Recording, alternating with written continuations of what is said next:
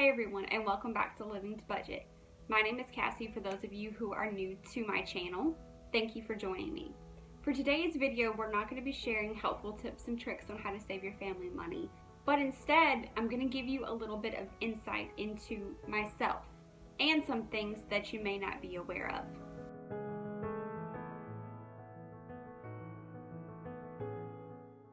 Something that a lot of people don't know about me is I actually suffer from OCD and anxiety.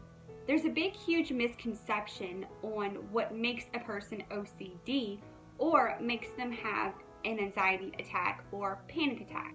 I'm going to go through a few of those with you so that you can get a better understanding on A, how to recognize the symptoms in yourself, and B, how to help a person who is dealing with this type of episode. There are several different forms of OCD, and it doesn't mean that the person is necessarily clean and organized. They may have a certain routine that they do, like washing their hands or flipping the light switch off and on a few times.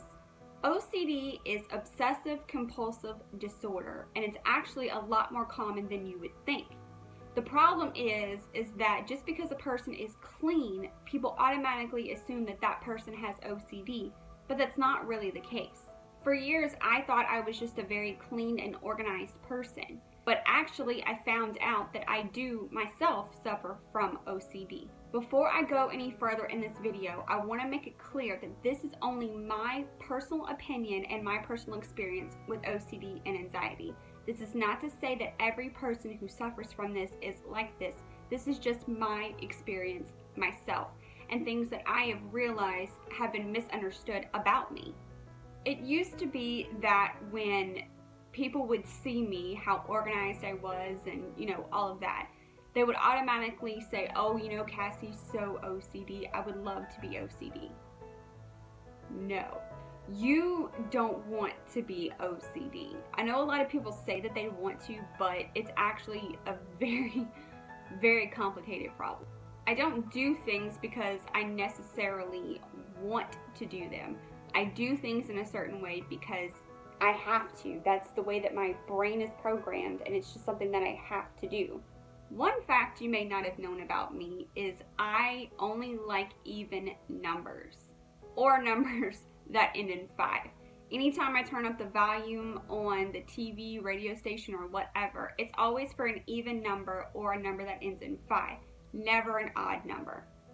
I am a bit of a clean freak, but that doesn't necessarily mean that my house is clean all the time. I have certain things that I'm very, very organized about and other things that I'm not. When it comes to my work situation, my workspace has to be organized. Everything has to have its place, or I honestly cannot function. It's not just a joke saying that I would have a bad day. I would literally have a bad day. My brain would not be able to function correctly. The issue that I have with people who judge others for having OCD and anxiety is the fact that they don't recognize that this person has a mental disorder. Yes, it is considered a mental disorder. A lot of people want to joke and make fun of this disorder, but it's really nothing to joke and laugh about.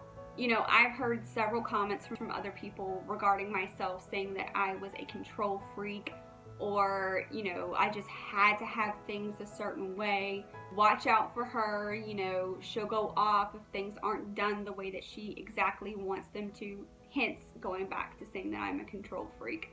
And, other people saying that, oh, well, I know it's your way, but can you not be so crazy about it? The problem with it is that if it was something that I could personally myself control, I totally would. I don't always like the fact that I am this way. I don't like the fact that I have to do things a certain way or I can't function. It's just how I am. It's not a switch that you can just turn off and you're done with it. It doesn't work like that. Same thing goes for anxiety. When I am having a panic attack or an anxiety attack, using the words, you need to calm down, doesn't work. You can't tell someone who is having an anxiety attack and a panic attack to calm down. They can't control how they are feeling. Yes, does it take them a while to calm down, and is there a few things that other person can do to help them get there? Absolutely. You can try talking to them, telling them to breathe.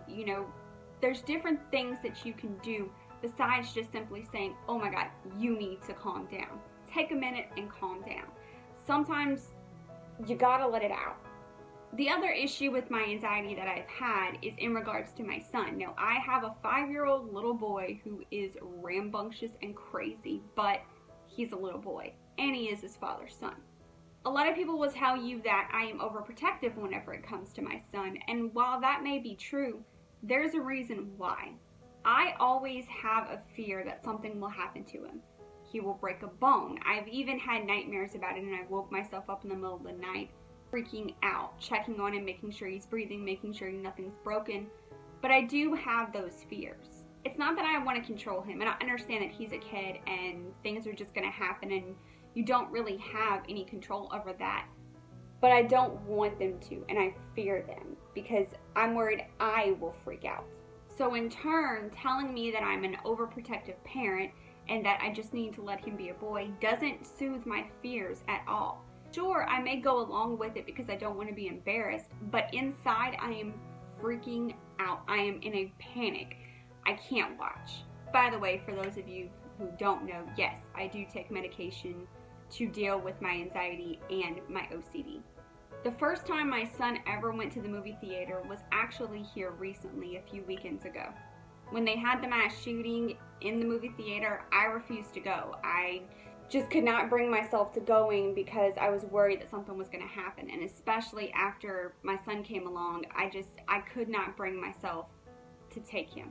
I even have fears sometimes going shopping with my son by myself. I feel a lot more secure when my husband is with me.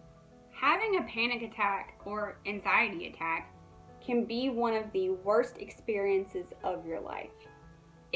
It's hard to describe it. You're in such a state of panic and your heart is literally beating out of your chest and you can't control your emotion. I have even blacked out a few times from a panic attack and anxiety attack. An anxiety attack also put me in the hospital a few months ago. Come to find out, I had a TIA, which is a mini stroke, due to the anxiety attack. But we also later found out that I have a very small hole in my heart, which is a PFO. When I had the anxiety attack, it caused the blood to quickly go through the hole, and I ended up throwing a clot, which hence caused me to have the TIA. Why am I telling you all of this? Well, I'm a real person that has actually dealt with this on a daily basis. And at times, dealing with OCD and anxiety is very hard to make friends or even have relationships. A lot of people will see you in a certain way, but that's because they don't understand what it's like to deal with this. To give you an example, take something that you are scared of, whether you have a phobia of snakes or spiders, heights, whatever the case may be. Go ahead and take that. Imagine that you are having to do that every single day. Now times that feeling by 10. Can't breathe, can't think, and you seriously can't find any way to calm down. That's what an anxiety attack feels like.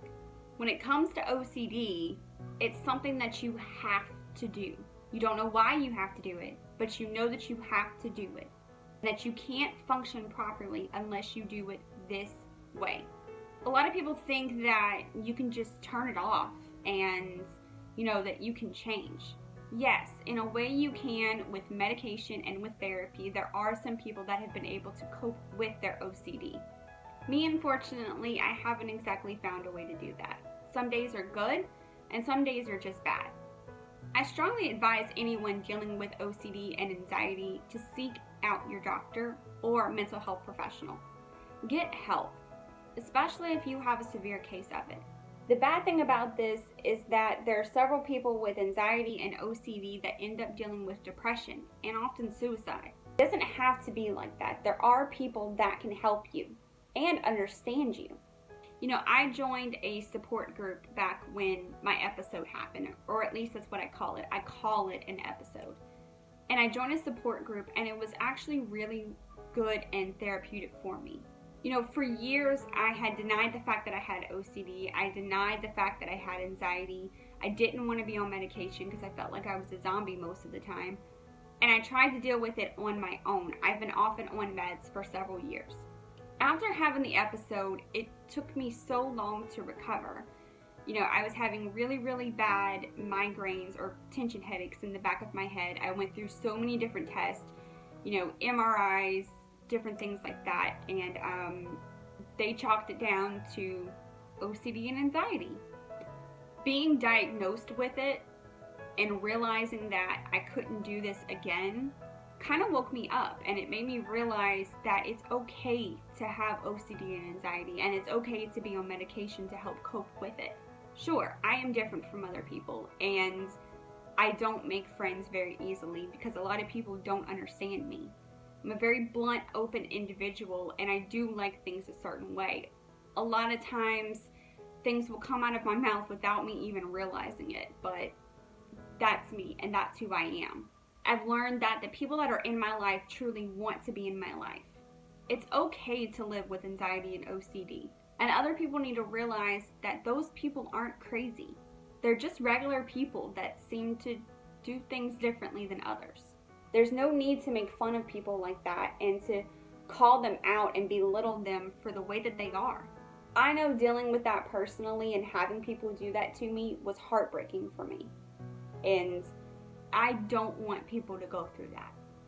We've seen signs with my son that he may have some tendencies as well, but we're unsure right now how much of it is him actually suffering from OCD and how much of it is reflecting off of me. Mommy wants things done a certain way, so therefore I'm going to as well. I strongly suggest for people who know someone that may deal with anxiety and OCD to just be mindful and be helpful. Those people are dealing with a lot in their daily lives, and if you are sitting there and poking fun at them and trying to make their life even more miserable, you're just making it worse. Maybe try being helpful and understanding of what that person is going through. I don't know if this video has helped you, and in a way, I really hope it would.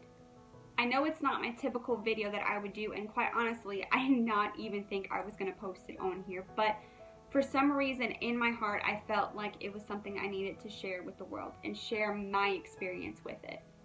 Remember, if you're someone who suffers with this, there are people that will help you. If you need someone to talk to, I will be more than happy to talk with you as well. You can get through this. Having this is really difficult, and it's difficult for anyone. Just take into consideration what the person next to you is going through. If you found this video helpful, don't forget to hit the subscribe button and give this video a big thumbs up. Also, leave me a comment down below if you yourself suffer from OCD or anxiety or know someone who does. How were you diagnosed, and what was your turning point that made you realize that it's okay to be this way? We're all human beings. Some of us just think differently than others. I will catch you guys in the next one. Bye.